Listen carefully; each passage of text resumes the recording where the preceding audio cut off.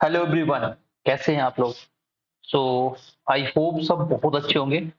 मेरा नाम है अजय और आज हम लोग साइंस के अंदर बायोलॉजी का फर्स्ट टॉपिक स्टार्ट कर रहे हैं विच इज ह्यूमन ब्लड।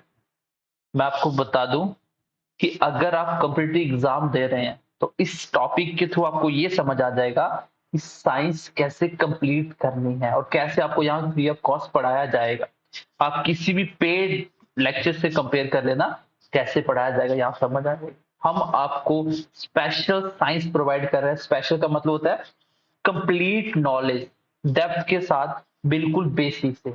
और आज की क्लास में आपको एक ऐसी चीज सिखाने वाला हूं कि अगर फीमेल का ब्लड ग्रुप नेगेटिव है तो किस कंडीशन में उनका कभी भी बेबी नहीं हो सकता। ये सबके लिए एक जनरल इंपॉर्टेंट बात है जो सबको पता होनी चाहिए। दूसरी चीज मैं आपको बता दूं कि हम किन एग्जाम को टारगेट करने वाले हैं। साइंस अगर आप डेफिनेटली देखोगे तो जीके एसएसबी के हर एक एग्जाम में, देखो मैं आपको एक चीज बता दूं कि मैं आपको जो साइंस पढ़ा रहा हूँ और जो मैथ पढ़ा रहा हूँ ये किसी भी एग्जाम के लिए मोर देन सफिशिएंट है। आप चाहे नैब तहसीलदार की तैयारी कर रहे हो, आप जेकेपी की तैयारी कर रहे हो, आप चाहे स्टेट पीसीएस देने चले जाओ, उसमें जो साइंस आएगी तो इस सब टॉपिक से उनमें से क्वेश्चन सब में निकल जाएंगे। आप एसएससी की तैयारी कर रहे हो तो इसलिए मैं पहले ही बता रहा हूं ताकि आप मुझे बार बार नहीं पूछो। और दूसरी चीज हम क्या करने वाले हैं, ऐसे हम हफ्ते में अगर एक एक वीडियो अपलोड करेंगे तो एक टॉपिक कम से कम मेरा 4 से 5 लेक्चर आएगा, ठीक है। और उस 5 लेक्चर होने के बाद आपका टॉपिक कंप्लीट होगा। मैं क्या करने वाला हूं आपको, मोस्ट प्रोबेबली संडे या जिसमें हमारी मैथ की क्लास वगैरह नहीं होती है, सो दैट आपको कंप्लीट एक वीडियो में एक टॉपिक कंप्लीट करवाया जाएगा। हो सकता है 1.5 2 2.5 घंटे की क्लास हो, लेकिन टॉपिक वो कंप्लीट होगा और एक ही क्लास में खत्म करेंगे। एक हफ्ते अगर एक टॉपिक करते हैं तो सेम स्पीड से हम लोग साइंस खत्म करेंगे जैसे हमारा मैथ खत्म होगा। Is that clear to everyone कि हम लोग क्या करने वाले हैं? सिंगल एक हफ्ते में एक वीडियो होगा, इसमें एक टॉपिक कंप्लीट होगा। और मैं आपको जो साइंस पढ़ाऊंगा आपको समझ आ जाएगा कॉम्पिटेटिव कैसे पूछ और कैसे हमारे बच्चे लास्ट 4 5 साल से जीके एसएसबी एसएससी में साइंस में फुल स्कोर करके आ रहे हैं, ठीक है। अब देखिए हम लोग टॉपिक ब्लड स्टार्ट कर रहे हैं, ये समझ आ गया। एक कंप्लीट वीडियो में हम इसको खत्म भी करेंगे। और मैंने एक इंपॉर्टेंट बात बता दी कि अगर आप हेल्थ सेंटर से हो या आप जनरली कहीं भी मतलब थोड़ा बहुत एजुकेशन रखते हो तो आपको आपके लिए ये टॉपिक बहुत ही इंपॉर्टेंट है।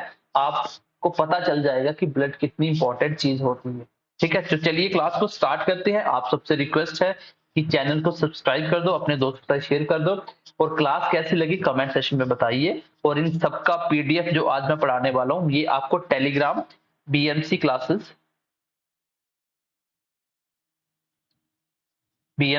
विद अजय, सेम टेलीग्राम का नाम है, मैं लिंक भी आपको दे दूंगा। तो वहां पे उसको ज्वाइन करिए, वहां पीडीएफ मिलेगा। और जो लाइव सेशन होंगे मैं आपको टेलीग्राम पे प्रोवाइड करूंगा। बीच बीच हम लाइव रखेंगे, वो टेलीग्राम पे ही होगा, ठीक है। तो सारे बच्चे इसको ज्वाइन कर लो। तो आई होप कि अब आपके डाउट्स क्लियर होंगे कि हम किसके लिए पढ़ा रहे हैं तो किसके लिए इंपॉर्टेंट है। तो सबके डाउट मैंने क्लियर कर दिए। चलिए हम टॉपिक को स्टार्ट करते हैं। सबसे पहले हम बात करेंगे ह्यूमन ब्लड की। अच्छा, ह्यूमन ब्लड, भाई हर एक इंसान के अंदर ब्लड होता है। तो इसके कुछ फैक्चुअल पॉइंट है। सबसे पहले आपको याद रखना है, देखो बेसिक साइंस क्या कहती है। बेसिक साइंस कहती है कि सबसे छोटी लाइफ का unit structural and functional unit of life cell होता है। हमारी बॉडी सेल, लिविंग सेल से बनी होती है। कोई भी लिविंग थिंग्स सेल से बनी होती है। जब ग्रुप ऑफ सेल्स होता है तो वो बनाते हैं टिश्यू। क्या बनाते हैं वो? टिश्यू। जब ग्रुप ऑफ टिश्यू मिलता है तो वो बनाते हैं ऑर्गन। और ऑर्गन मिलते हैं तो क्या बनाती है? बॉडी, स्किन बन जाती है पूरी। तो इस तरह से हमारा सिस्टम चलता है पूरी बॉडी का। तो अगर एक सेल सिंगल है, सेल ग्रुप ऑफ सेल को कहते हैं टिश्यू। अगर हम बात करें ब्लड की तो ब्लड क्या है? तो ब्लड भी आपका क्या है? एक ब्लड आपका कनेक्टिव टिश्यू है। क्या है ये? सबसे पहला पॉइंट मैंने बता दिया कि blood is a connective tissue. It is a connective tissue. क्यों टिश्यू है? क्योंकि इसके अंदर अलग अलग प्रकार के सेल आएंगे। तो ब्लड एक कनेक्टिव टिश्यू होता है। क्यों? क्योंकि ये पूरी बॉडी को कनेक्ट करता है। And next very important point that is, on an average की बात करें एक अडल्ट ह्यूमन बींग्स के अंदर कितना ब्लड होता है। तो बहुत सारे बच्चों को लगता है 13 ग्राम 15 ग्राम, तो वो एक्चुअली में ब्लड नहीं होता, वो हेमोग्लोबिन होता है। हेमोग्लोबिन क्या है अभी आप पढ़ने वाले हो आगे। तो ऑन एन एवरेज अगर बात करें तो 5 से 6 लीटर आपको, यहां पे लिख लो दोबारा, तो 5 to 6 लीटर होता है। और एग्जैक्ट एवरेज अगर पेपर में आएगा तो आपको आंसर क्या लगाना है, आपको आंसर लगाना है 5, दैट इज 5 लीटर। क्योंकि फीमेल में होता है 4 से 5 लीटर और मेल में होता है 5 से 6, और ओवरऑल हम एवरेज बोलते हैं 5 लीटर ब्लड होता है। यहां तक क्लियर है सबको। मैंने 2 पॉइंट बता दिए, कौन कौन सा, कि ब्लड एक कनेक्टिव टिश्यू होता है, एंड सेकंड पॉइंट मैंने बताया कि एवरेज ब्लड कितना होता है। अब एक पॉइंट आता है कि ब्लड, मुझे बताइए जो आपका ब्लड है वो एसिड है कि बेस है। तो जो ब्लड होता है ह्यूमन बींग से, जो ब्लड होता है वो क्या होता है, वो बेसिक इन नेचर होता है। क्या होता है, बेसिक इन नेचर। वो क्या होता है, बेसिक होता है, जिसका पीएच वैल्यू कितना होता है, इसका पीएच कितना होता है, लगभग 7.4।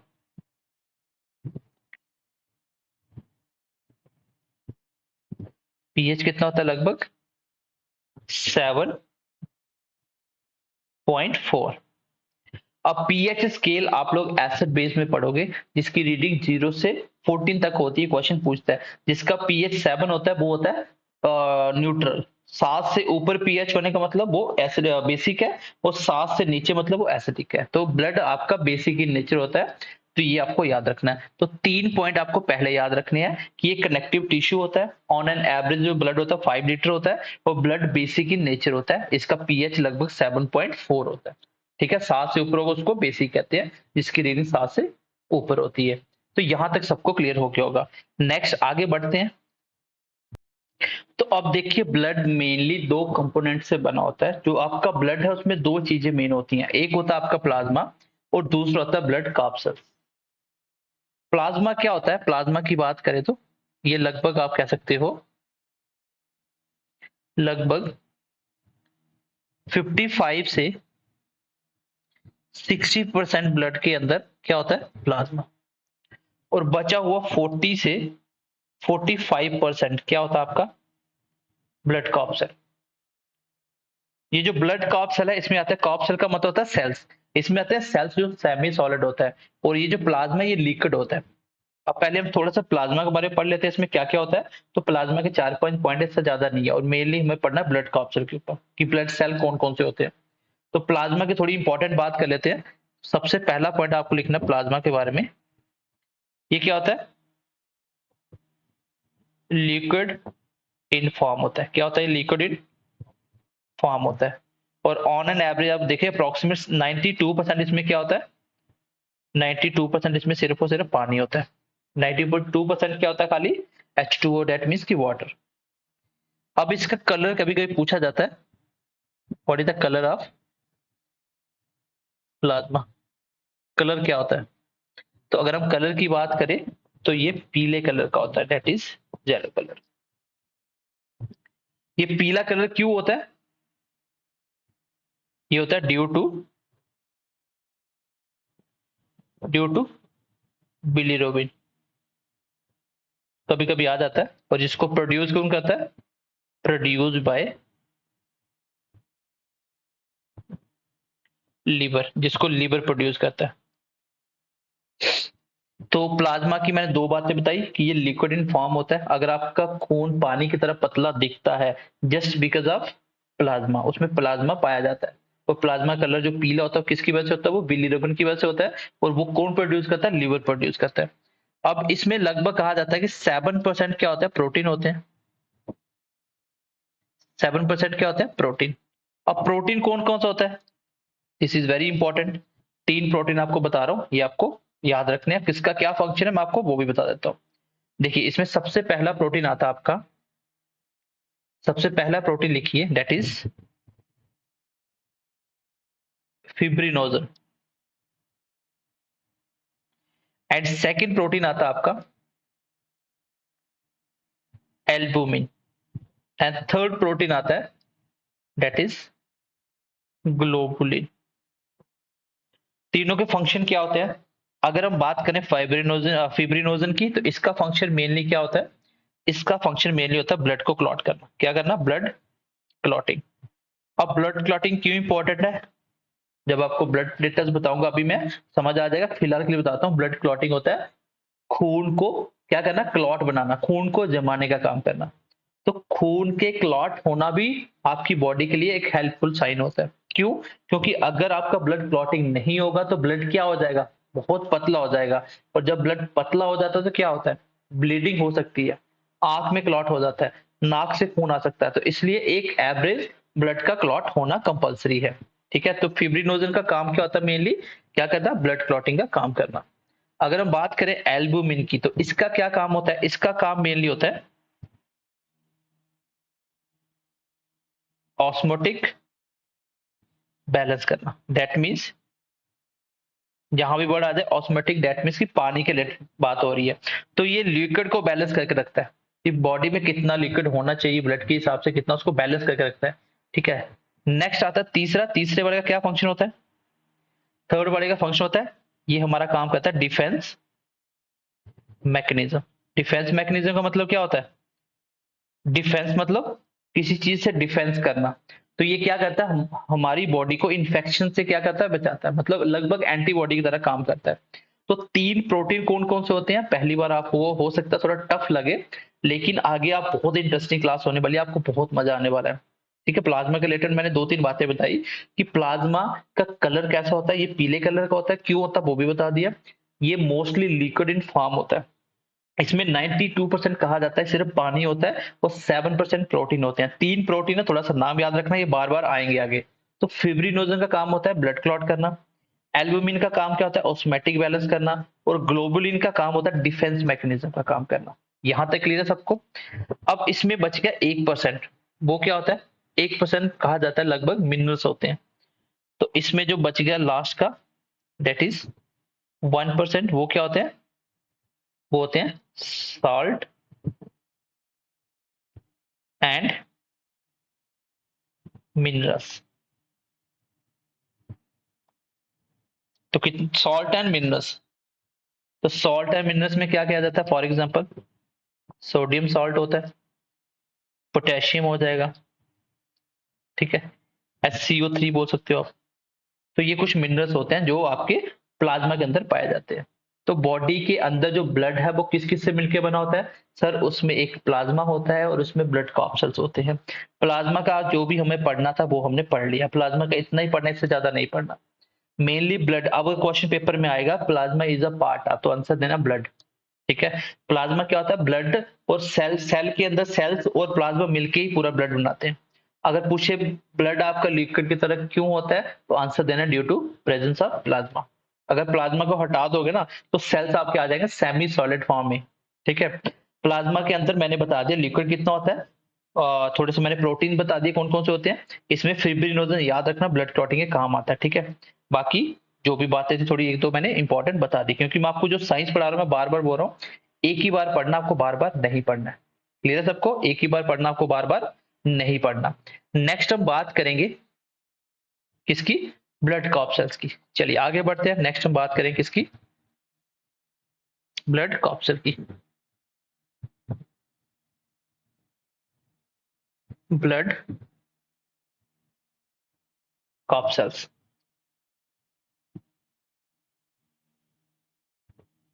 थोड़ा सा पेशेंस रखना, कोशिश करना, और एक बार पढ़ लो उसके बाद आपको कभी ब्लड नहीं पढ़ना पड़ेगा। तो अगर हम बात करें ब्लड कॉप सेल्स की, तो ब्लड कॉप सेल में क्या क्या आता है? अभी मैंने बता दिया 45%, 40 से 45% होता है। इसी के अंदर जो आप अभी मैं लिखने वाला हूँ यही आपने मोस्टली पढ़ा भी हुआ। इसके अंदर क्या क्या होता है? एक तो आता है आपका RBC, सबने सुना होगा नाम। सेकेंडली आता है WBC। थर्ड आता है प्लेटलेट्स। प्लेटलेट्स, इन तीनों के बारे में मेनली पढ़ना है। फिर इसके बाद हमें पढ़ना है ब्लड, ब्लड ग्रुप क्या होते हैं। और जो मैंने आपको इंपॉर्टेंट बात बताई थी कि नेगेटिव मदर अगर होता है ब्लड ग्रुप तो क्या प्रॉब्लम हो सकती है कभी बेबी जिसमें नहीं होगा, वो भी आपको मैं बताऊंगा। ठीक है, तो आरबीसी, डब्ल्यूबीसी, प्लेटलेट्स, ये है आपके 3 तरह के सेल जो आपके ब्लड में पाए जाते हैं। तो इसी को कहते हैं ब्लड कॉर्पसल। कॉर्पसल का मतलब सेल ही होता है, लेकिन ये सेमी सेल्स होते हैं, मतलब कंप्लीट सेल नहीं होते। तो आरबीसी, डब्ल्यूबीसी और प्लेटलेट्स, सबके बारे में एक एक पढ़ेंगे। अगर हम बात करें सबसे पहले आरबीसी की, तो चलिए सबसे पहले हम आरबीसी के बारे में पढ़ते हैं। तो आरबीसी को सबसे पहले लिख लो, दैट इज आरबीसी, आरबीसी। तो सबसे पहले अगर पूछे what is the full form of RBC, तो आंसर क्या दोगे? Red blood corpuscles. तो इसका आपको आंसर क्या देना है? ये कॉर्पसल्स होते हैं, और कभी कभी ऑप्शन में सेल्स भी आ जाता है, तो एक ही बात है, रेड ब्लड सेल्स। इसको कॉर्पसल इसलिए बोला जाता है क्योंकि इसके अंदर न्यूक्लियस और माइटोकॉन्ड्रिया नहीं होता है। ये कैसे होते हैं? ये कैसे होते हैं? ये होते हैं आपके ई न्यूक्लिएटेड। ई न्यूक्लिएटेड मतलब एब्सेंट ऑफ न्यूक्लियस। और जिसके अंदर न्यूक्लियस नहीं होता, सेल चैप्टर में आप कंप्लीट पढ़ोगे कि एक सेल क्या होता है। हमारी बॉडी सेल से तो बनी होती है, तो एक सेल जो होता है वो अपने आप में एक पूरी बॉडी होती है। जैसे हमारी बॉडी के अंदर हार्ट होता है, किडनी होता है, लीवर, सब कुछ अलग अलग ऑर्गन्स होते हैं, सेम वैसे ही एक सेल्स के अंदर न्यूक्लियस होता है, माइटोकॉन्ड्रिया होता है, गोल्गिस बॉडीज होती हैं, राइबोसोम्स होते हैं, लाइसोसोम्स होते हैं। तो अलग अलग चीजें होती है, कुछ प्रोटीन बना रहा होता है, कुछ एनर्जी दे रहा होता है। तो ये अलग अलग फंक्शंस होते हैं, और न्यूक्लियस को बोला जाता है ब्रेन ऑफ द सेल। तो एक्चुअली में आरबीसी के अंदर न्यूक्लियस एब्सेंट होता है। क्या होता है? न्यूक्लियस एब्सेंट होता है। ये आपको थोड़ा सा याद रखना पड़ेगा। क्यों? क्योंकि ये इंपॉर्टेंट है, पूछा जाता है पेपर में क्वेश्चन। तो आरबीसी के अंदर न्यूक्लियस क्या होता है? एब्सेंट होता है। इसी के साथ साथ आप क्या क्या कह सकते हो? माइटोकॉन्ड्रिया भी एब्सेंट होता है। माइटोकॉन्ड्रिया क्या होता है? माइटोकॉन्ड्रिया क्या होता है? माइटोकॉन्ड्रिया होता है power house of the cell, जो सेल को एनर्जी देता है, वो भी एब्सेंट होता है। ठीक है, ये भी क्या होता है? एब्सेंट होता है। यही वो रीजन है जिसकी वजह से हम क्या बोलते हैं, ये ब्लड रेड ब्लड कॉर्पसल है। इसका एक और नाम होता है, और उसी के रिलेटेड बहुत सारे क्वेश्चन बनते हैं। इसका एक नाम और होता है, that is, it is also known as, it is also known as erythrocyte. इसको कहा जाता है अरिथ्रोसाइट। तो हमेशा याद रखना, इंग्लिश में जहां भी वर्ड आ जाए एरिथ्रो, इसका मतलब होता है रेड, और साइट का मतलब क्या होता है? साइट का मतलब होता है सेल। तो रेड सेल, दैट मीन्स की रेड ब्लड सेल्स की बात हो रही है।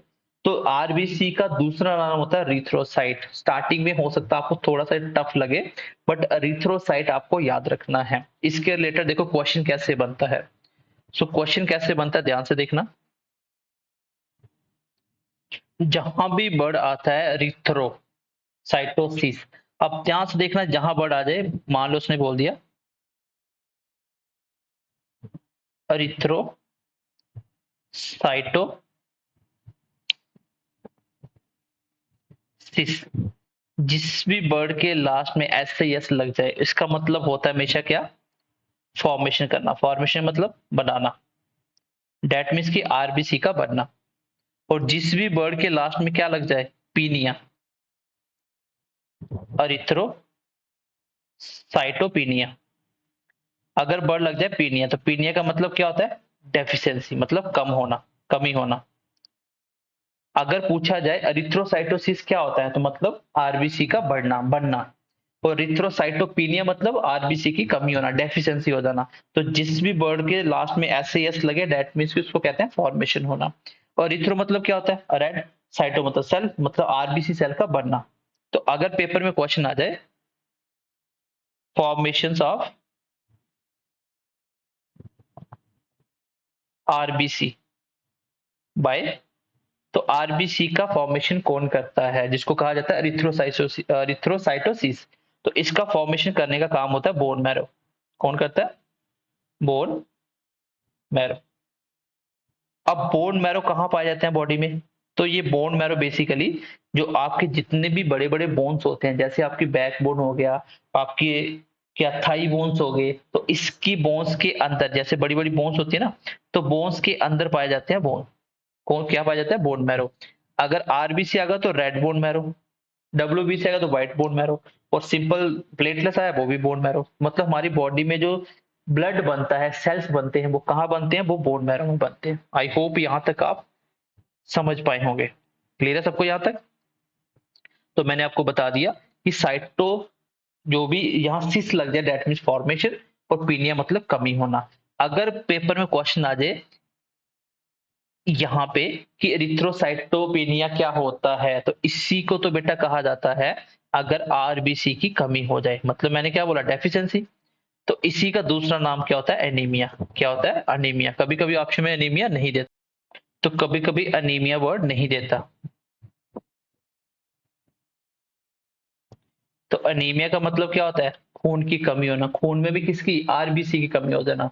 अगर आरबीसी बॉडी में कम हो जाए उसको अनीमिया कहा जाता है। और इसी अनीमिया का दूसरा नाम क्या होता है? एरिथ्रोसाइटोपिनिया। एरिथ्रोसाइटो मतलब आरबीसी और पीनिया मतलब कमी। तो कमी होने को तो अनीमिया कहा जाता है। तो सम टाइम ऑप्शन में अनीमिया नहीं दिखेगा, then you have to go through with erythrocytopenia. तो ये वर्ड याद रखना, यहाँ भी पीनिया आ जाए मतलब उसकी कमी की बात हो रही है, और यहाँ भी लास्ट में ऐसा ही ऐसा आ जाए दैट मीन्स की बनने की बात हो रही है।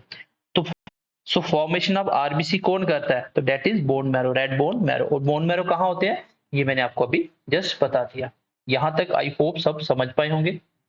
चलिए नेक्स्ट देखते हैं। नेक्स्ट देखो, अभी मैंने आपको एक बात ऊपर बताई जस्ट कि आरबीसी जो सेल्स होते हैं सबके अंदर क्या न्यूक्लियस एब्सेंट होता है। बट एक एक्सेप्शन होता है जिसके बेस पे सबसे ज्यादा क्वेश्चन पूछे जाते हैं। देखो एक्सेप्शन क्या होता है?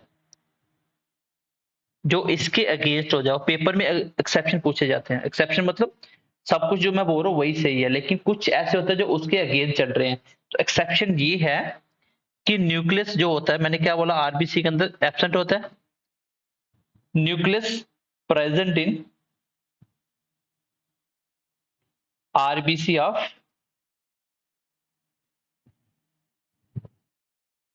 RBC of camel and llama. ये दो ऐसे एनिमल्स होते हैं जिसके आरबीसी में न्यूक्लियस प्रेजेंट होता है। This is the important point. Exception paper में ऑलमोस्ट पूछी जाती है। तो अभी तक मैं एक बार दोबारा से रिवाइज कर देता हूँ। हमने आरबीसी स्टार्ट किया। आरबीसी आपके ब्लड कॉप्सल का पार्ट होता है, क्योंकि ब्लड पूरा कंप्लीट होता है प्लाज्मा और कॉप्सल से मिलके। और इसमें हमने सबसे पहले स्टार्ट किया आरबीसी। आरबीसी की फुल फॉर्म होती है रेड ब्लड कॉप्सल। फिर मैंने बताया ई न्यूक्लिएटेड होते हैं, दैट मीन्स की एब्सेंट ऑफ न्यूक्लियस। यहाँ पे इनके आरबीसी के अंदर क्या होता है? न्यूक्लियस नहीं होता। माइटोकॉन्ड्रिया क्या होता है? एब्सेंट होता है। माइटोकॉन्ड्रिया होता है जो एनर्जी देता है सेल को, और न्यूक्लियस क्या होता है? ब्रेन ऑफ द सेल होता है। तो it is also known as erythrocyte. इसको दूसरा नाम हम क्या कहते हैं? एरिथ्रोसाइट। जहां भी बड़ एरिथ्रो आ जाए समझना रेड से बात हो रही है। एरिथ्रोसाइटोसिस का मतलब बढ़ना, एरिथ्रोसाइटोपिनिया मतलब कमी होना। इसके रिलेटेड मैंने आपको नाम बता दिया, एनीमिया किसको कहते हैं। आरबीसी का जो फॉर्मेशन होता है वो कौन करता है? रेड बोन मैरो करता है। एक्सेप्शन मैंने बता दिया कि न्यूक्लियस मैंने क्या बोला? आरबीसी के अंदर एब्सेंट होता है। But in case of camel and llama अगर देखेंगे तो इन दोनों के जो आरबीसी है उसमें आपका न्यूक्लियस प्रेजेंट होता है। अब पूछा जाता है कि आरबीसी का colour by RBC red in colour, तो आंसर क्या दोगे? आंसर दोगे due to present of haemoglobin. Haemoglobin जहां भी वर्ड HAEM आ जाए तो इसका मतलब होता है आयरन से, और जहां भी वर्ड ग्लोबिन आ जाए इसका मतलब क्या होता है? प्रोटीन से। दैट मीन्स कि इन दोनों का जो मिक्सचर होता है हेमोग्लोबिन, इसकी वजह से ही ब्लड कैसा होता है? रेड होता है। मेनली आयरन की वजह से रेड होता है। मेनली आयरन की वजह से क्या होता है? आरबीसी रेड इन कलर होता है। तो जहां भी वर्ड आपका HAEM लग जाए दैट मीन्स कि वो आयरन की बात कर रहा है। ठीक है, जैसे कभी कभी पेपर में क्वेश्चन आता है कि जो आयरन है वो किस ओर से निकाला जाता है, केमिस्ट्री का पार्ट है, किसके अंदर से निकाला जाता है, तो उसका नाम यही। तो कभी कभी पेपर में पूछ लिया जाता है कि आयरन का ओर का नाम क्या होता है, उसका आंसर आ जाएगा हेमाटाइट। तो जब जहां भी बड़ा HCl आ जाए मतलब आयरन की बात हो रही है, तो ये आपको आंसर देखते ही पता चल जाएगा किसकी बात हो रही है। तो आरबीसी का कलर रेड इसलिए होता है क्योंकि उसके अंदर हेमोग्लोबिन पाया जाता है, और यही वो हेमोग्लोबिन होता है जिसको हम लोग एचबी के नाम से जानते हैं। इसका शॉर्टकट हम बोलते हैं इसको क्या, एचबी। अब हम जो टेस्ट करवाते हैं ना, हम लोग हेमोग्लोबिन टेस्ट करवाते हैं। एचबी अगर बात करें मेल में, एक बात करें फीमेल में, कितना कितना होता है। मेल के अंदर होता है आपका 13 से 17 ग्राम, और फीमेल के अंदर होता है 12 से 15 ग्राम। मेल में थोड़ा सा एक्स्ट्रा होता है। तो इतना ब्लड के अंदर जो हेमोग्लोबिन वो पाया जाता है। तो पेपर में अगर हेमोग्लोबिन पूछे तभी ये आंसर लगाना, अगर ब्लड पूछे तो आंसर होगा 5 लीटर एवरेज, या 5 से 6 लीटर मेल में और 4 से 5 लीटर फीमेल में होता है। आई होप यहाँ तक आप मेरी बातें समझ पाए होंगे, जो भी मैं आपको बताने की कोशिश कर रहा हूँ। मैं आपको क्या बोल रहा हूँ, ये स्पेशल साइंस का सब्जेक्ट है। यहाँ पे आपको इतनी डेप्थ में हर एक चीज सिखाई जाएगी कि पेपर में कहीं से भी क्वेश्चन आ जाए आप इजिली बना पाओगे। एक बार इसके सबके नोट्स आप लोग देख लेना, BMC classes with Ajay Telegram पे एज इट इज आपको मिल जाएंगे। बाकी क्लास आपको कंप्लीट देखनी है, चाहे 2 दिन में देखो या 3 दिन में देखो, बट आपको हम एक ही क्लास में इसको प्रोवाइड कर देंगे। यहाँ तक हो गया, चलिए थोड़ा सा आगे बढ़ते हैं, नेक्स्ट आरबीसी के बारे में पढ़ लेते हैं। और अगर हम नेक्स्ट बात करें तो आरबीसी के नंबर कितने होते हैं, नंबर कितने होते हैं, ये होते हैं आपके 5 से लेके 5.5 मिलियन। कभी कभी क्वेश्चन आ जाता है।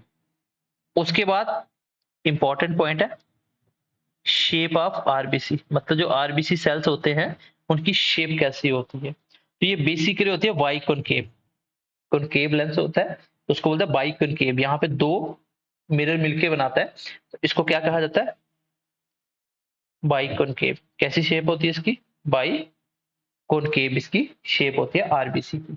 यहां तक आई होप आपको क्लियर हो गया होगा। नेक्स्ट देखिए, very very important point,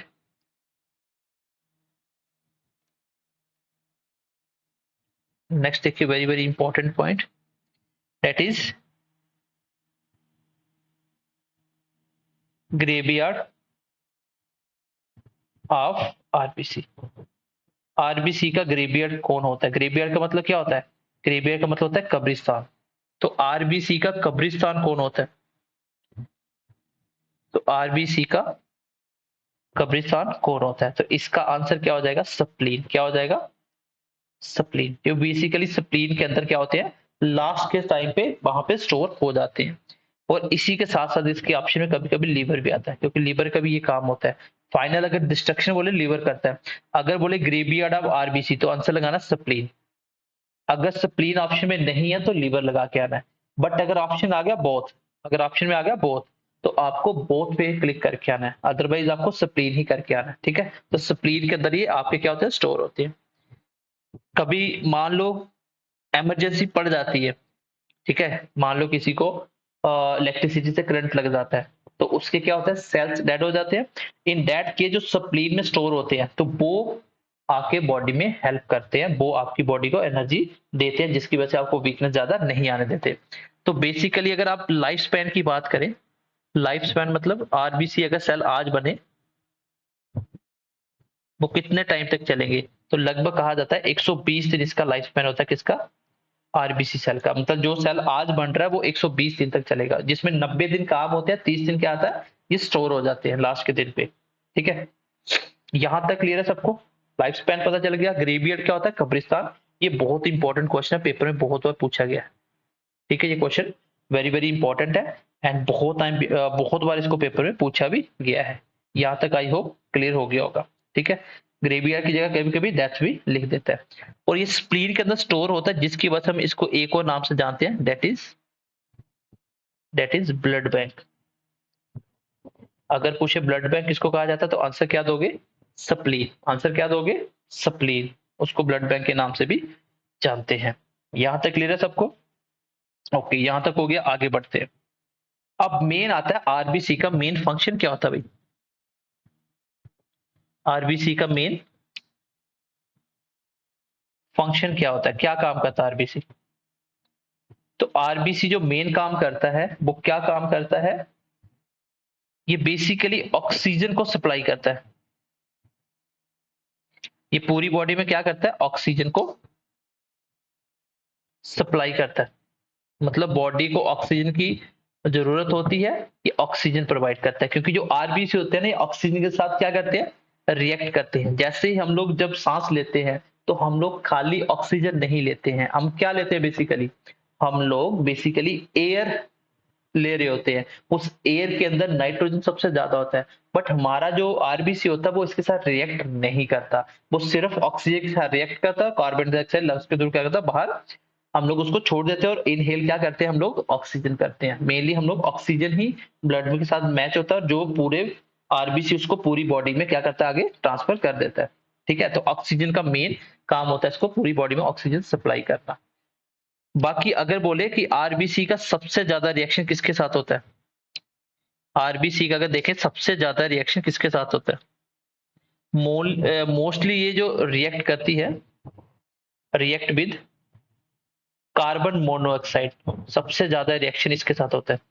carbon monoxide जो गैस होती है ये बहुत ही डेंजरस होती है। ये कहाँ से निकलता है, जब कोई भी हम लकड़ी जलाते हैं, जब वो आधी बर्न हुई होती है तो इन दैट केस वहां से क्या निकलता है, स्मोक निकलता है, धुआं निकलता है। वो जो स्मोक होता है ना, उसके अंदर होता है कार्बन मोनोऑक्साइड।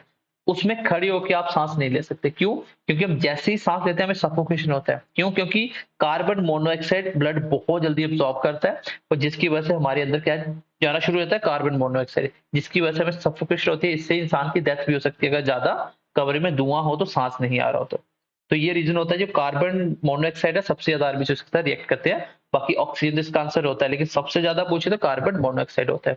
यहां तक आई होप समझ पाए होंगे। एक और मैं जल्दी से रिकैप करता हूं। हमने स्टार्ट किया आरबीसी, ये ब्लड कैप्सूल का पार्ट है, इसका दूसरा नाम होता है एरिथ्रोसाइट। एरिथ्रोसाइटोसिस आ जाए तो फॉर्मेशन होता है, एरिथ्रोसाइटोपिनिया आ जाए तो उसको कमी कहते हैं। ठीक है, यहाँ तक क्लियर है। फिर इसके अंदर न्यूक्लियस माइटोकॉन्ड्रिया नहीं होता। इसका फॉर्मेशन कौन करता है, बोन मैरो करता है। इसका एक्सेप्शन है कि न्यूक्लियस प्रेजेंट होता है जो कैमल और लामा के आरबीसी होते हैं। आरबीसी का कलर लाल इसलिए होता है क्योंकि इसके अंदर हेमोग्लोबिन पाया जाता है। हेमो मतलब यहाँ पे आयरन की बात होती है, ड्यू टू आयरन इसका कलर कैसा होता है, रेड होता है। और ग्लोबिन मतलब प्रोटीन। ठीक है, इसी का काम होता है बॉडी में ऑक्सीजन को सप्लाई करवाना, इसी का काम होता है मेनली। उसके बाद मैंने एच भी बताया, मेल फीमेल में कितना कितना होता है। नंबर्स क्या होता है, शेप क्या होता है, ग्रेवियार्ड मतलब डेथ कहाँ होती है, स्प्लीन वगैरह में। लाइफ स्पैन 120 दिन का, उसको ब्लड बैंक किसको कहा जाता है, ये भी मैंने आपको बता दिया। और आरबीसी का मेन फंक्शन क्या है, ये भी बता दिया। अब कभी कभी क्वेश्चन आता है, अगर आप हाई एल्टी पे जाते हो, ठीक है, हाई एल्टीट्यूड पे जाते हो, दैट मीन्स कि आप कहीं माउंटेन वगैरह में चले गए। कहाँ चले गए, आप कहीं माउंटेन वगैरह में चले गए। वहां पे क्या होगा, वहां पे नंबर ऑफ आरबीसी क्या होते हैं, इंक्रीज हो जाते हैं, क्योंकि आरबीसी का काम क्या होता है, ऑक्सीजन प्रोवाइड करना।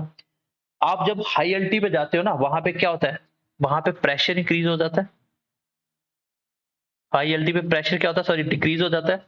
जब प्रेशर डिक्रीज हो जाता है वहां पे प्लस क्या हो जाता है, हाई एल्टी पे ऑक्सीजन की कमी हो जाती है।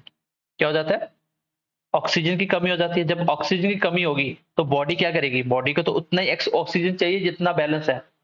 अब बॉडी क्या करेगी, ज्यादा ऑक्सीजन लेने के चक्कर में आरबीसी क्या करेंगे, फास्ट चलेंगे, आरबीसी नंबर बढ़ जाएंगे, क्योंकि जितना ज्यादा ऑक्सीजन वो कोशिश करेगा कि एयर से ज्यादा ऑक्सीजन लिया जाए। इस केस में आरबीसी बढ़ जाते हैं।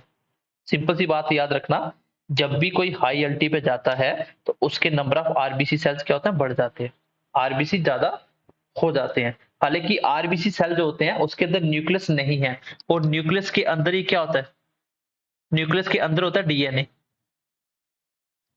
डीएनए, और जिसके अंदर न्यूक्लियस नहीं है उसके अंदर डीएनए नहीं है, और जिसके अंदर डीएनए नहीं है उसके सेल कभी क्या नहीं हो सकते, सेल आगे स्प्लिट नहीं हो सकते, एक सेल से दो, ये मल्टीप्लाई नहीं होते।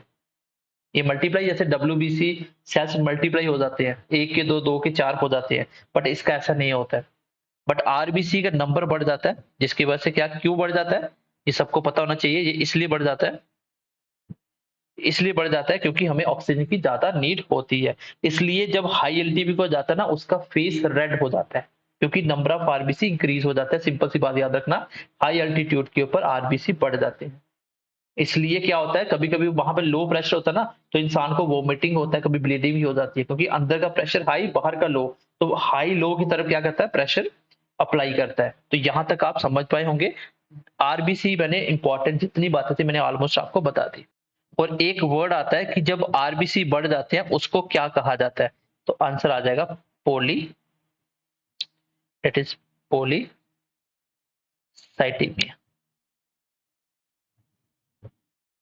मतलब नंबर ऑफ आरबीसी, पोली मतलब क्या होता है, जिस मोर मोर देन 2 या 3, ज्यादा कुछ होना उसको बोलते हैं पोली। पोलीसाइटीमिया मतलब आरबीसी का बढ़ जाना उसको कहा जाता है। जब आरबीसी इंक्रीज कम हो जाए उसको क्या कहते हैं, अनीमिया कहते हैं। यहां तक क्लियर है सबको? आई होप यहां तक किसी को दिक्कत नहीं होनी चाहिए, और मैंने जितने इंपॉर्टेंट पॉइंट थे आरबीसी के बारे में वो मैंने। चलिए अभी हम थोड़ा सा पढ़ लेते हैं डब्ल्यूबीसी के बारे में। वेरी वेरी इंपॉर्टेंट होता है ये, क्योंकि डब्ल्यूबीसी का आपकी लाइफ में, आपकी बॉडी में बहुत ज्यादा इंपॉर्टेंस होता है। इससे आप बहुत सारी चीजें अब सीखोगे। देखो, अगर हम बात करें डब्ल्यूबीसी की फुल फॉर्म क्या है, देन आपको आंसर देना है सर व्हाइट, क्या होता है, व्हाइट ब्लड सेल्स। ये सेल्स होते हैं, क्यों? क्योंकि ये न्यूक्लिएटेड होते हैं। क्या होते हैं ये न्यूक्लिएटेड होते हैं, मतलब इसमें न्यूक्लियस प्रेजेंट होता है। क्या होता है इसमें, न्यूक्लियस प्रेजेंट होता है। क्लियर है सबको? प्लस इसके अंदर माइटोकॉन्ड्रिया भी प्रेजेंट होता है, जैसे मैंने बात की थी आरबीसी की, जैसे मैंने बात की थी आरबीसी की, वहां मैंने बताया था न्यूक्लियस और माइटोकॉन्ड्रिया दोनों एब्सेंट होते हैं। दैट्स व्हाई आरबीसी को हम लोग कॉप्सल्स कहते हैं। तो न्यूक्लिएटेड वो था, ई न्यूक्लिएटेड मतलब उसमें न्यूक्लियस नहीं होता, इसमें न्यूक्लियस होता है। ये छोटी सी बात थोड़ी सी याद रखना। न्यूक्लियस को क्या कहा जाता है, ब्रेन ऑफ द सेल। क्या कहा जाता है, ब्रेन ऑफ द सेल। और माइटोकॉन्ड्रिया क्या कहा जाता है, power house of the cell. Clear है यहाँ तक? ओके, नेक्स्ट देखो, इसका मैंने एक दूसरा नाम भी बताया था। इसका दूसरा नाम क्या होता है, इसका दूसरा नाम होता है ल्यूकोसाइट। क्या होता है, ल्यूकोसाइट। अब ल्यूकोसाइट का मतलब क्या होता है, ल्यूको मतलब यहाँ पे कोई पिगमेंट नहीं होता। पिगमेंट का मतलब होता है ऐसी कोई भी चीज जो क्या करती है, कलर प्रोवाइड करती है। और साइट का मतलब सबको पता है, साइट मीन सेल होता है। तो अगर इसके अंदर पिगमेंट नहीं है, दैट मीन्स कि इसका कोई कलर नहीं होगा। सो ये कैसा दिखता है, हमें व्हाइट कलर का दिखता है। तो डब्ल्यूबीसी कैसे होते हैं, व्हाइट कलर के होते हैं। इसका दूसरा नाम होता है ल्यूकोसाइट। तो नाम याद रखना, क्योंकि बायोलॉजिकल जो नेम होते हैं, ठीक है, वो पेपर में कभी कभी पूछे जाते हैं। आई होप यहां तक कोई इश्यू किसी को नहीं होना चाहिए। सेम हमने वहां पे जो पढ़ा था कि इसका फॉर्मेशन कौन करता है, तो फॉर्मेशन वैसे ही सेम आंसर देना आपको, बोन मैरो। कौन करता है, बोन मैरो। और अगर ज्यादा डीप आ गया तो व्हाइट बोन मैरो बोल देगा, लेकिन होता बोन मैरो कहाँ होता है, ये जो हमारी हड्डियां होती हैं बड़ी बड़ी, उसके बीच में होते हैं बोन मैरो। ठीक है, उसके बाद बोन मैरो के साथ साथ आप कह सकते हो इसका एक बहुत इंपॉर्टेंट नाम होता है, इसको हम कहते हैं body guard, body guard of our body. इसको हमारी बॉडी का बॉडीगार्ड कहा जाता है। क्यों कहा जाता है, इसके पीछे एक रीजन होता है। बॉडीगार्ड के साथ साथ हम इसको एक और वर्ड यूज कर सकते हैं, that is soldiers of our body. तो इसका नाम हम इसलिए बोलते हैं क्योंकि इसका जो डब्ल्यूबीसी का फंक्शन होता है, डब्ल्यूबीसी का फंक्शन जो होता है,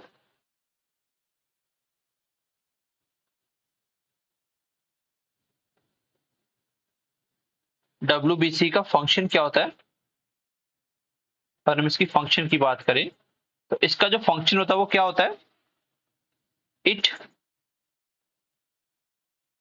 फाइट अगेंस्ट इन्फेक्शन। अगर बॉडी में कहीं भी इन्फेक्शन होता है तो उससे लड़ने का काम कौन करता है, डब्ल्यूबीसी। कौन करता है, डब्ल्यूबीसी। और डब्ल्यूबीसी ही क्या करते हैं, आपकी बॉडी को इम्यूनिटी प्रोवाइड करते हैं। बॉडी में जो इन्फेक्शन से लड़ने की क्षमता होती है उसको कहते हैं इम्यूनिटी, और इम्यूनिटी को डब्ल्यूबीसी प्रोवाइड करते हैं, क्योंकि डब्ल्यूबीसी क्या करते हैं, इन्फेक्शन से लड़ने का काम करते हैं, और यही वो रीजन होता है, इसको हम लोग बॉडीगार्ड या सोल्जर्स ऑफ अवर बॉडी भी कहते हैं। आई होप यहाँ तक आप समझ पाए होंगे। जैसे हम उसमें बात की थी कि इसका फॉर्मेशन कौन करता है, बोन मैरो, वो भी पॉइंट हो गया। इसका अगर हम लाइफ स्पैन की बात करें, ये पेपर में नहीं पूछा जाएगा क्योंकि इसके अलग अलग 5 प्रकार के सेल होते हैं, सबका लाइफ अलग अलग होता है। तो आप नॉर्मली बोल सकते हो 1 वीक बोल सकते हो, 1 हफ्ता बोल सकते हो, कभी 4 डेज लिखा आता, कभी 5 आता, कभी 1 वीक आता, कुछ भी होगा। तो ये क्वेश्चन नहीं पूछा था क्योंकि जो कंफ्यूजिंग बातें होती हैं वो पेपर में नहीं पूछी जाती। आई होप यहाँ तक समझ पाए होंगे। मैंने यहाँ तक आपको कितने पॉइंट आपको बता दिए कि इसका फुल फॉर्म होता है व्हाइट ब्लड सेल्स, ये सेल्स होते हैं, ठीक है। और इसको कहा जाता है, ये न्यूक्लिएटेड है। न्यूक्लिएटेड मतलब इसके अंदर न्यूक्लियस प्रेजेंट होता है। न्यूक्लियस क्या होता है, सेल का ब्रेन होता है वो। माइटोकॉन्ड्रिया भी प्रेजेंट होता है। इसको बोला जाता है ल्यूकोसाइट। ल्यूकोसाइट क्यों इसका नाम होता है, क्योंकि ल्यूको का मतलब होता है जहां पे कोई पिगमेंट नहीं हो, दैट मींस कि उसका कलर कैसा दिखेगा, व्हाइट दिखेगा। एंड साइट का मतलब सेल होता है। और आगे मैंने आपको बताया इसका फॉर्मेशन बोन मैरो करता है। बॉडीगार्ड और इसको सोल्जर्स ऑफ बॉडी बोला जाता है। डब्ल्यूबीसी का मेन फंक्शन होता है इट फाइट्स अगेंस्ट इन्फेक्शन। ये इन्फेक्शन से लड़ने का काम करता है। इसका लाइफ स्पैन कितना होता है, इसका लाइफ स्पैन होता है 1 वीक। जैसे हमने आरबीसी के ग्रेवयार्ड के बारे में पढ़ा था, सेम अगर मैं इसकी बात करूं, ग्रेवयार्ड क्या होता है, कब्रिस्तान। ग्रेवयार्ड ऑफ डब्ल्यूबीसी क्या होता है, वो दैट इज लीवर। क्या होता है, लीवर होता है। और मैंने आपको उसमें ही बताया था कि during embryo conditions, embryo condition मतलब जब बच्चा मां के पेट में होता है, इन दैट केस फॉर्मेशन कौन करता है, पूरे ब्लड का, चाहे वो आरबीसी हो डब्ल्यूबीसी हो, सबका फॉर्मेशन कौन करेगा, लीवर करेगा। और फाइनल डिस्ट्रक्शन भी कौन करता है, लीवर करता है। यहां तक आप सबको क्लियर हो। और अगर हम इसकी शेप की बात करें, जैसे हमने बात की थी आरबीसी की शेप कैसी थी, वाई कॉन्केव होती है, लेकिन इसकी कोई पर्टिकुलर शेप नहीं होती। इसको कहते हैं ये अमीबा शेप का होता है, ठीक है, जिसकी कोई पर्टिकुलर शेप नहीं होती। आई होप यहां तक क्लियर होगा।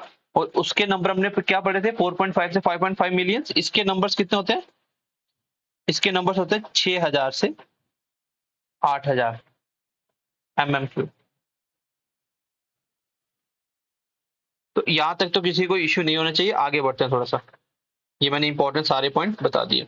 अब ये न्यूक्लिएटेड होता है, ये मैंने बता दिया, क्योंकि इसके अंदर डीएनए प्रेजेंट होता है। क्या होता है डीएनए, क्योंकि अगर डीएनए आपका क्या बोलते हैं डब्ल्यूबीसी के अंदर अगर न्यूक्लियस है तो न्यूक्लियस अंदर डेफिनेटली डीएनए होगा। अब डीएनए की वजह से क्या होता है, ये फंक्शन करता है हमारा कैसा, माइटोसिस का। माइटोसिस का मतलब क्या होता है, जब सेल का डिवीजन होता है, जैसे एक सेल से 2 सेल, 2 से 4 ऐसे मल्टीप्लाई होना शुरू हो जाते हैं। मतलब ये सेल क्या करते हैं, मल्टीप्लाई होते रहते हैं। और इसको कहा जाता है, कैसा माइटोसिस है, ये हमारा कंट्रोल होता है। कैसा होता है, कंट्रोल माइटोसिस होता है। हमारी बॉडी में डब्ल्यूबीसी का कंट्रोल माइटोसिस होता है। माइटोसिस का मतलब क्या होता है, जब सेल अपने आप को मल्टीप्लाई करते हैं, डिवीजन करते हैं, ठीक है। अब अगर यही चीज क्या हो जाए, अनकंट्रोल, क्या हो जाए, अनकंट्रोल्ड हो जाए, अगर यही चीज क्या हो जाए, अनकंट्रोल्ड हो जाए, उसी को हम क्या कहते हैं, उसी को हम कहते हैं कैंसर और ट्यूमर। यही कैंसर होता है। अगर पूछा जाए कैंसर किस ब्लड के रिलेटेड है, तो आपको आंसर देना है डब्ल्यूबीसी। यहाँ पे डब्ल्यूबीसी के जो सेल्स हैं वो क्या होते हैं, बढ़ जाते हैं। और इसी का जो दूसरा नाम होता है, उसको हम लोग क्या कहते हैं, उसको हम कहते हैं दैट इज ल्यूकीमिया। तो वर्ड आ रहा,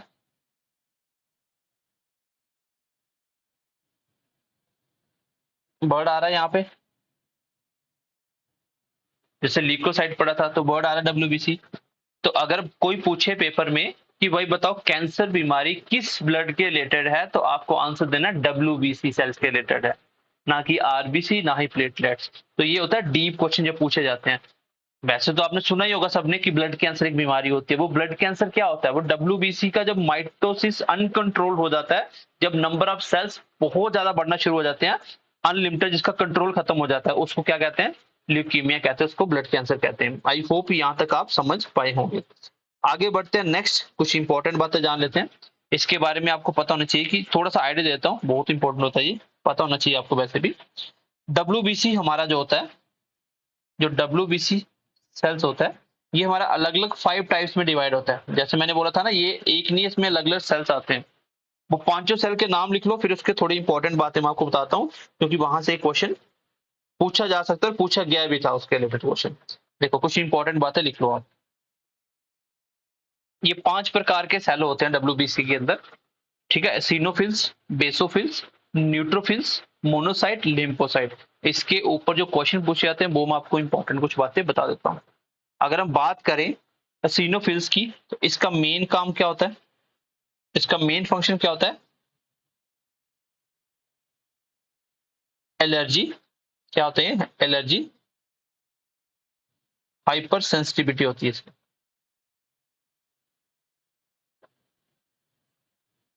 मतलब ये क्या होते हैं?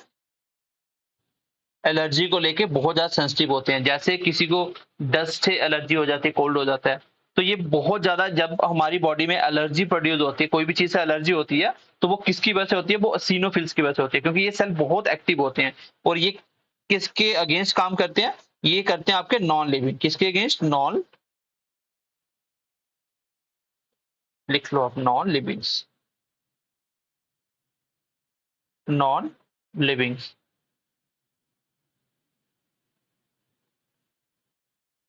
तो ये एसिनोफिल्स किसके अगेंस्ट एलर्जी प्रोड्यूस करते हैं? Non living. मतलब नॉन लिविंग में जैसे फॉर एग्जांपल आप कह सकते हो डस्ट पार्टिकल आ गए, डस्ट आ गया, कुछ भी फॉर एग्जांपल बोल सकते हो आप। तो डस्ट वगैरह जब होती है, किसी को एलर्जी हो जाती है, तो वो किसकी वजह से होती है? एसिनोफिल्स की वजह से होता है। तो अगर पेपर में क्वेश्चन पूछे कि एलर्जी हाइपर सेंसिटिविटी कौन से सेल्स होते हैं, तो आंसर हो जाएगा एसिनोफिल्स। अगर ये नहीं आएगा तो डब्ल्यूबीसी ऑप्शन में आ जाएगा। उसके बाद दूसरा इंपॉर्टेंट लिख लो बेसोफिल्स के बारे में। ये जो बेसोफिल्स होते हैं, ये क्या काम करते हैं? ये बेसिकली हिस्टामाइन, सेरोटीन के रिलेटेड होते हैं, जो क्या काम करते हैं? इन्फ्लेमेशन। इन्फ्लेमेशन क्या होता है? इन्फ्लेमेशन होता है सूजन हो जाना, जैसे स्वेलिंग हो जाती है।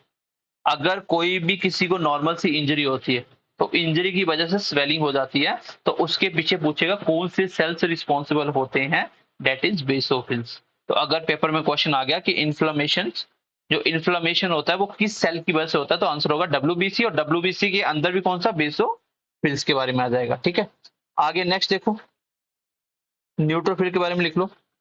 ये जो न्यूट्रोफिल्स होता है, ये नंबर में सबसे ज्यादा होते हैं, ठीक है। इसका काम क्या होता है? ये बेसिकली बाहर की चीजों को अंदर नहीं आने देता, मतलब बाहर जो हमारी बॉडी में नहीं है, तो उसके अगेंस्ट काम करता है। ये क्या करता है? उसके अगेंस्ट काम करता है। अगर बोले इसका होता है maximum number, maximum numbers of WBC. WBC के अंदर सबसे ज्यादा नंबर किसके होते हैं? न्यूट्रोफिल के होते हैं, ठीक है। ये क्या करता है? Protect us from foreign particles या फॉरेन ऑब्जेक्ट, कोई भी चीज बाहर से आ गई। और ये भी काम किसके रिलेटेड करते हैं? ये जो काम करते हैं, ये करते हैं, ये प्योर लिविंग के अगेंस्ट काम करते हैं, प्योर लिविंग। अब प्योर लिविंग में क्या क्या आ जाता है? प्योर लिविंग क्या आता है उसमें? जैसे बैक्टीरिया हो गया, जैसे फॉर एग्जांपल बैक्टीरिया। तो ये मैंने इंपॉर्टेंट पॉइंट इसके बता दिए। मैक्सिमम नंबर ऑफ डब्ल्यूबीसी कौन से होते हैं? आपके न्यूट्रोफिल्स होते हैं। It works against pure living, ये प्योर लिविंग के अगेंस्ट काम करते हैं। फॉर एग्जांपल बैक्टीरिया, फंगस हमारी बॉडी में आता है, तो ये फॉरेन पार्टिकल्स होते हैं। मतलब आप कह सकते हो प्योर लिविंग होते हैं अगेंस्ट प्योर लिविंग। जैसे प्योर लिविंग कौन आ गया? जो भी फॉरेन होते हैं। फॉरेन मतलब जो हमारी बॉडी में नहीं होते, कोई बाहर की ऑब्जेक्ट हमारी बॉडी में आ गया, तो वो हमारे लिए क्या हो गया? फॉरेन ऑब्जेक्ट हो गया। अब ये काम कैसे करता है? देखो, ये जो दोनों सेल मैंने पहले बताए, ये लेवल 1 के ऊपर काम करते हैं। लेवल 1 मतलब सबसे पहला इन्हीं का रिएक्शन होता है। ये जो न्यूट्रोफिल है, ये लेवल 2 पे काम करता है। और आगे आता है तीसरा एडवांस पे। उसको पढ़ने से पहले मैं आपको थोड़ा सा इसका बताता हूँ कि न्यूट्रोफिल काम कैसे करते हैं। ये आपको मैं थोड़ी सी डीप नॉलेज दे रहा हूँ, सो दैट आप लोग एग्जाम में कोई भी क्वेश्चन आए आप कर पाओ। आप किसी भी एग्जाम की तैयारी कर रहे हो उन सबके लिए मोर देन सफिशिएंट रहेगी क्लास। जब हमारे एमसीक्यू पढ़ लोगे फिर आपका कुछ भी नहीं बचेगा। बेसिकली मान लो बाहर से क्या आया, कोई बैक्टीरिया आया, मान लीजिए फॉर एग्जांपल बाहर से कोई बैक्टीरिया बॉडी में आ गया, ठीक, ये आपका सेल है, यहां पे आ गया मान लो बैक्टीरिया, इसने रिकॉग्नाइज कर लिया। अब ये इसको क्या करेगा, ये इसको क्या करेगा, इसको ये अपने अंदर ऑब्जॉर्व कर लेगा और बाद में इसको अंदर ऑब्जॉर्व कर क्या कर देगा, वहीं पे किल करेगा। मतलब नंबर्स में भी ये ज्यादा होते हैं। ये बैक्टीरिया को बाहर से क्या करता है, ऐसे करके आप कह सकते हो उसको अपने अंदर कवर कर लेता है। ये यहाँ पे आ गया, अब इसको यहाँ से किल कर देगा। इसको क्या कहा जाता है, सेल ईटिंग। क्या कहा जाता है, सेल ईटिंग। सेल तो खत्म हो जाएगा लेकिन इसको सेल हीटिंग कहा जाता है, जिसको हम लोग दूसरे नाम से जानते हैं, that is phagocytosis. Cytosis, PHAGOCITOS। और इसी को आपको नाम को भी याद रखना है, ठीक है, सेल ईटिंग को तो क्या बोलते हैं, उसको फेगोसाइटोसिस। ये पेपर में क्वेश्चन पूछा भी गया था। न्यूट्रोफिल इस तरह से काम करता है। आई होप कि समझ पाए होंगे। बेसिक से मैंने आपको दो बातें बता दी डब्ल्यूबीसी के बारे में। अब जो पढ़ने वाले सबसे इंपॉर्टेंट है, आपके लिए बहुत इंपॉर्टेंट है, क्योंकि कोविड-19 आया था तब भी ये चीजें आपको समझ होनी चाहिए थी। एसिनोफिल्स, बेसोफिल्स, दो डब्ल्यूबीसी होते हैं, दोनों क्या काम करते हैं मैंने आपको बता दिया, ठीक है, और दोनों लेवल 1 पे काम करते हैं। प्योर लिविंग के अगेंस्ट काम करता है हमारा क्या, न्यूट्रोफिल्स। अब आता है तीसरा, एडवांस। एडवांस क्या होता है, देखो अब एडवांस लेवल पे डब्ल्यूबीसी कैसे काम करते हैं। एडवांस पे आ जाते हैं आपके क्या, मोनोसाइट, और एक आता है आपका लिम्फोसाइट। पहली बात तो आपको ये याद रखनी है कि जो मोनोसाइट है ये क्या होता है, मोनोसाइट जो होता है वो आपका लार्जेस्ट इन साइज होता है। आप ऐसे कह सकते हो लार्जेस्ट डब्ल्यूबीसी होता है। और इसको आप कह सकते हो क्या होता है, स्मॉलेस्ट, सबसे छोटा होता है साइज में, स्मॉलेस्ट डब्ल्यूबीसी होता है। एक बात तो ये याद रखनी है आपको, ठीक है। अब उसके बाद देखो, अब आपके लिए बहुत इंपॉर्टेंट बात बता रहा हूं, आपको इसकी नॉलेज होनी चाहिए। बेसिकली ये जो दोनों सेल्स होते हैं ये काम करते हैं किसके लिए, ये किसके लिए काम करते हैं, जो पूरी तरह से लिविंग नहीं होता है। वो क्या था, प्योर लिविंग था पीछे वाला न्यूट्रोफिल। ये क्या होता है, सेमी लिविंग। जैसे मैंने आपको वायरस के बारे में बताया होगा, अगर आपने नहीं पढ़ा तो मैं आप हर एक चीज पढ़ाने वाला हूँ, हर एक टॉपिक, ये हमारा फर्स्ट टॉपिक है, फिर भी थोड़ी सी नॉलेज दे देता हूँ। देखो थोड़ी सी नॉलेज आपको बताता हूँ मैं इसके बारे में। जो वायरस होता है ना वो लिविंग होता है लिविंग में, और नॉन लिविंग होता है नॉन लिविंग में। मतलब जहां भी ये जाता है उसी चीज को अडॉप्ट कर लेता है। अगर ये हमारी बॉडी में आएगा तो लिविंग हो जाएगा, बाहर पड़ा रहेगा तो नॉन लिविंग होगा, ठीक है। तो ये पता होना चाहिए आपको। जैसे मान लीजिए बाहर से क्या आता है, हमारी बॉडी में वायरस आ गया।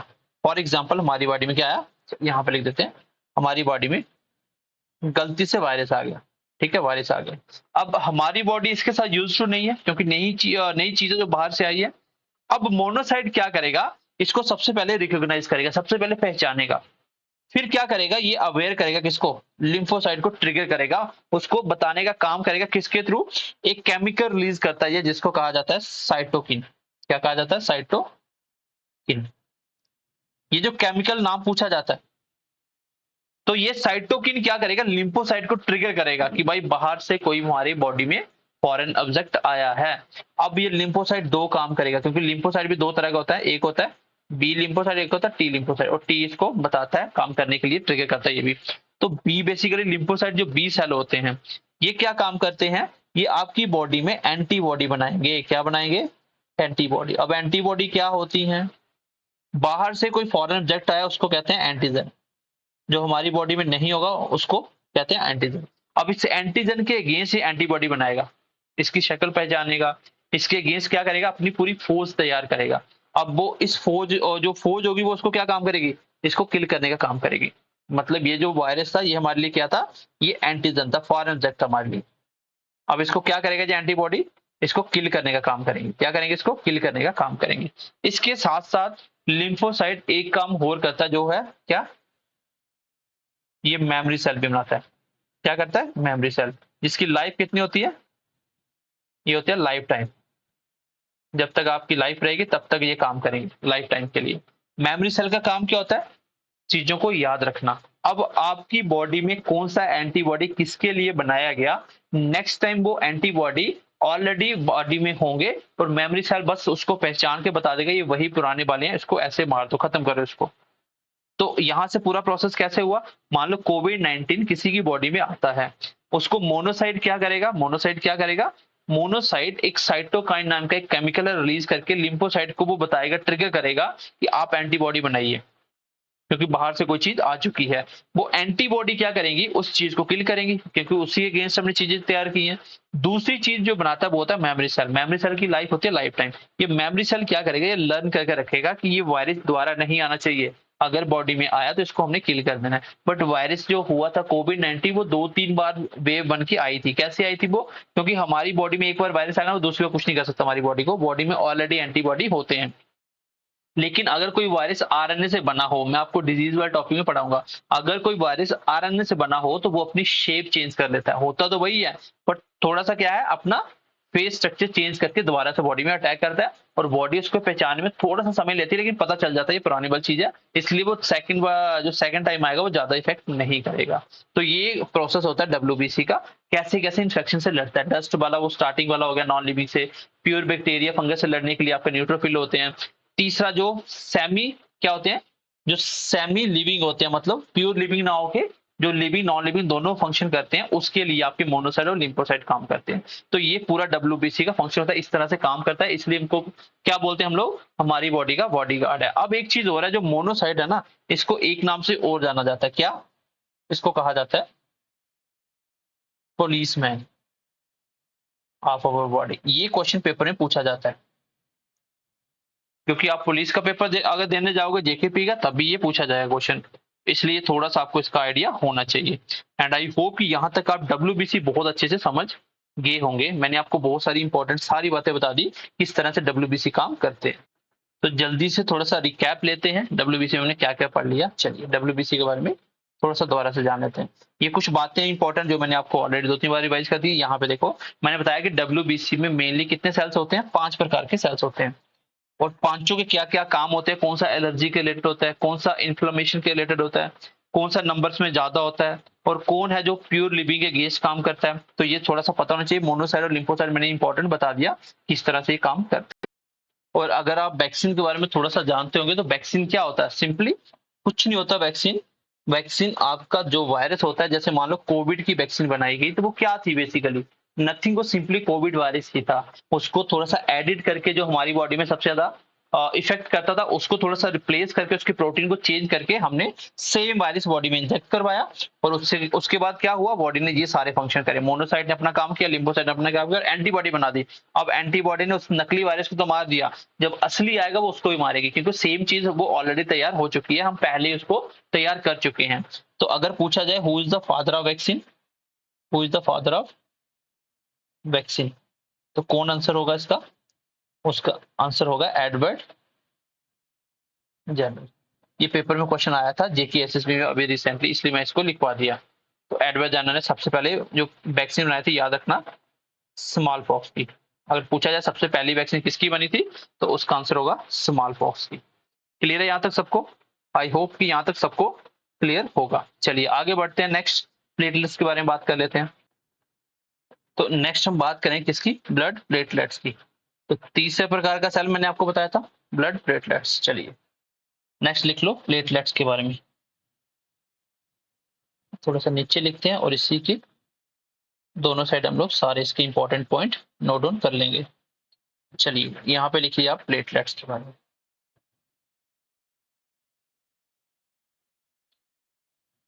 प्लेटलेट्स, सो प्लेटलेट्स क्या होते हैं हमारी बॉडी के, ये भी हमारा एक तरह के क्या है, सेल्स का ही टाइप होता है। जैसे हमने पढ़ा था प्लाज्मा और सेल कॉप्सल, सेल कॉप्स के अंदर तीसरा सेल हमने क्या पढ़ा था, ब्लड प्लेटलेट्स पढ़े थे।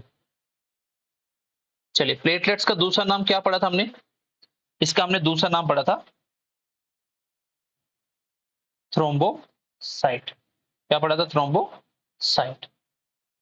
और इसके बारे में आपको एक और बात पता होनी चाहिए कि जो प्लेटलेट्स होते हैं फंक्शन क्या करते हैं हमारी बॉडी में, इसका मेन फंक्शन क्या होता है?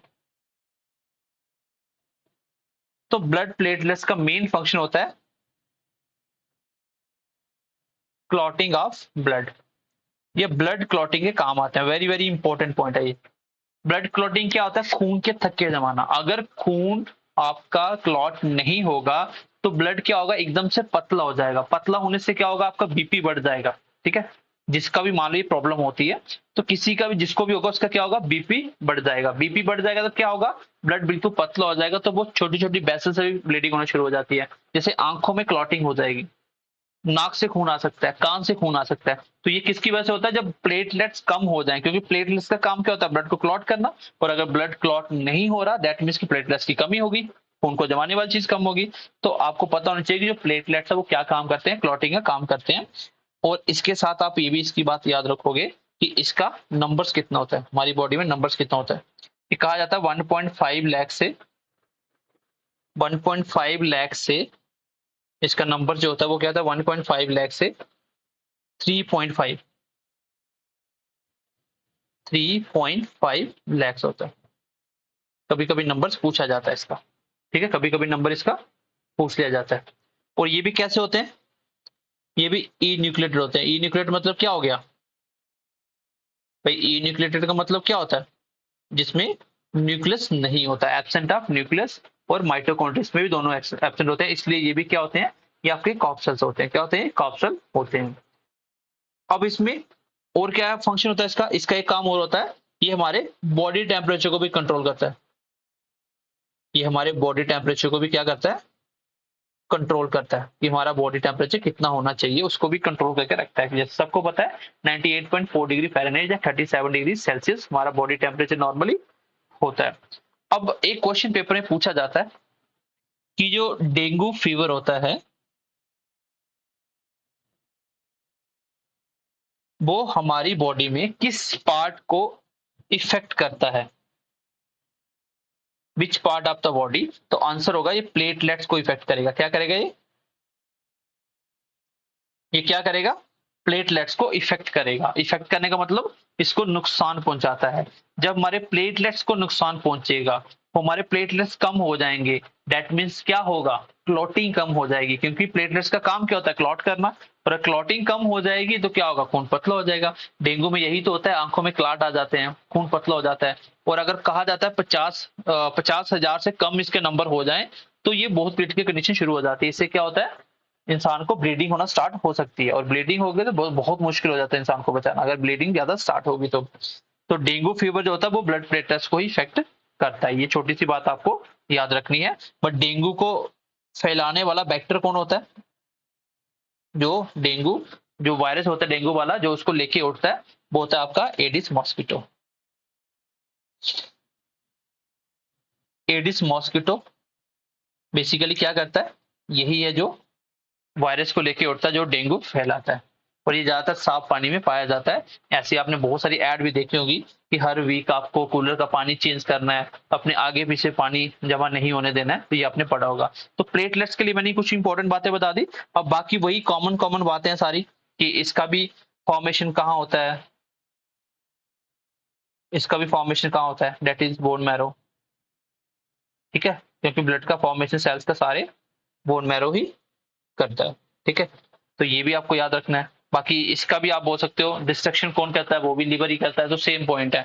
तो ये प्लेटलेट्स के लिए आपको याद रखना है। इसमें क्वेश्चन पूछा जाता है कि प्लेटलेट्स का फंक्शन क्या होता है। ये इंपॉर्टेंट बात है।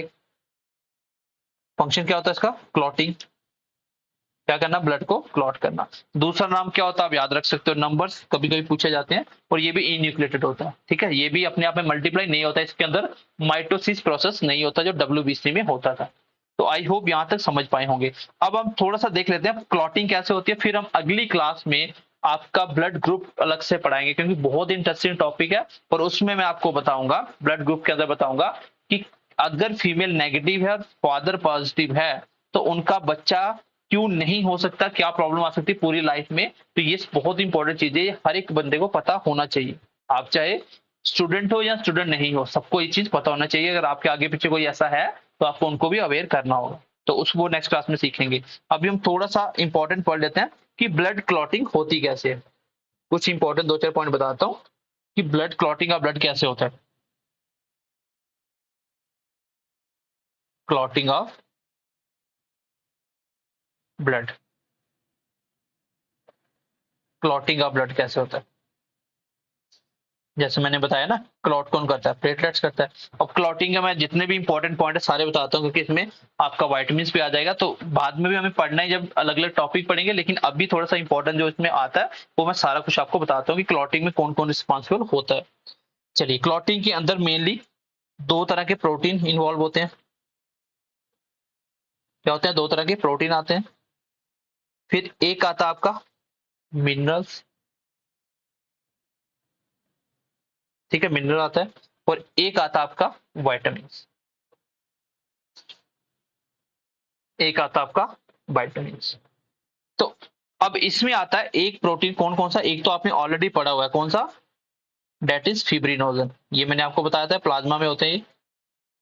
फिब्रिनोजन क्या काम करता है? क्लॉट, क्लॉट कैसे करता है? ये इस तरह से आप कह सकते हो, एक जाली टाइप बना देता है, जिससे क्या होता है, ब्लड बाहर नहीं आ पाता है। जैसे किसी को अगर इंजरी हो जाती है, तो क्लॉटिंग होना क्यों जरूरी होता है? क्लॉटिंग होना इसलिए जरूरी है क्योंकि इंजरी के टाइम अगर ब्लड बंद नहीं होगा तो इंजरी रिकवर ही नहीं होगी।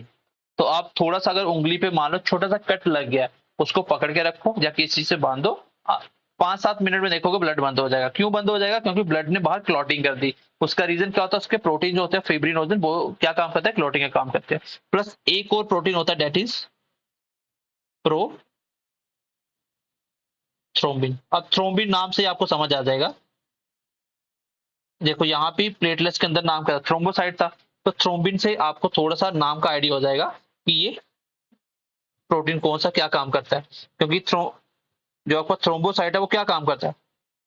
क्लॉटिंग का काम करता है। तो यहाँ पे देखो नाम में ही आ रहा है प्रोथ्रोम्बिन, तो ये भी क्या काम करता है? क्लॉटिंग का। दो प्रोटीन आपको याद रखने हैं। तीसरा, मिनरल्स की बात करें तो मिनरल्स कौन सा होता है? That is calcium. कौन सा होता है? जो कैल्शियम होता है बॉडी में, ये आपको पता है, हड्डियां, जो हड्डियां हमारी बनती है वो कैल्शियम से बनती है। ये कैल्शियम ही इनको क्या करता है, इस दोनों प्रोटीन को ट्रिगर करता है, दोनों को क्या करने के लिए? ब्लड क्लॉट करने के लिए। तीसरी चीज आती है वाइटामिन। वाइटामिन कौन सा होता है? That is vitamin K. Vitamin K का जो केमिकल नेम होता है वो क्या होता है? फिलोक्विनोन। नाम थोड़ा सा याद रखना, कभी कभी पेपर में आता है, ठीक है। और ये क्या करता है? ब्लड क्लॉटिंग का काम करता है। तो अगर पूछे कौन सा वाइटामिन होता है जो ब्लड क्लॉटिंग में हेल्प करता है, तो आंसर होगा वाइटामिन के। मिनरल्स कौन सा होता है? कैल्शियम। और प्रोटीन कौन से होते हैं? दो प्रोटीन मैंने आपको बता दिए, ठीक है, दो मैंने आपको प्रोटीन बता दिए, कौन सा? फिब्रिनोजन और प्रोथ्रोम्बिन। तो दोनों प्रोटीन याद रखना, ये ब्लड क्लॉटिंग में हेल्प करते हैं। तो ये ब्लड क्लॉटिंग करने में कौन कौन रिस्पॉन्सिबल है, ये मैंने आपको पॉइंट बता दिए। एक याद रख लेना एंटी क्लॉटिंग एजेंट के बारे में, वो हम पढ़ेंगे जब हम न्यूट्रिशन पढ़ेंगे। Anti clotting agent, anti clotting agent कौन कौन होता है? जो खून को नहीं जमने देता। तो अब देखो, खून को पूरी तरह से क्लॉट भी नहीं होने देना। अगर बॉडी में खून क्लॉट हो गया तो क्या होगा? ब्रेन हैमरिंग हो जाएगी, कुछ भी हो सकता है। आपकी कोई भी वेन्स, आर्टरी क्या हो सकती है? ब्लॉक हो सकती है। अब क्लॉटिंग अगर ज्यादा होगी तो उसको बैलेंस करने का काम करता है हिपैरिन। कौन करता है? हिपैरिन। हिपैरिन, ये क्वेश्चन भी एग्जाम में बहुत बार पूछा गया। एंटी क्लॉटिंग एजेंट कौन होता है बॉडी में? That is heparin. तो ये हम पढ़ेंगे आगे जब कार्बो सॉरी न्यूट्रिशन पढ़ेंगे।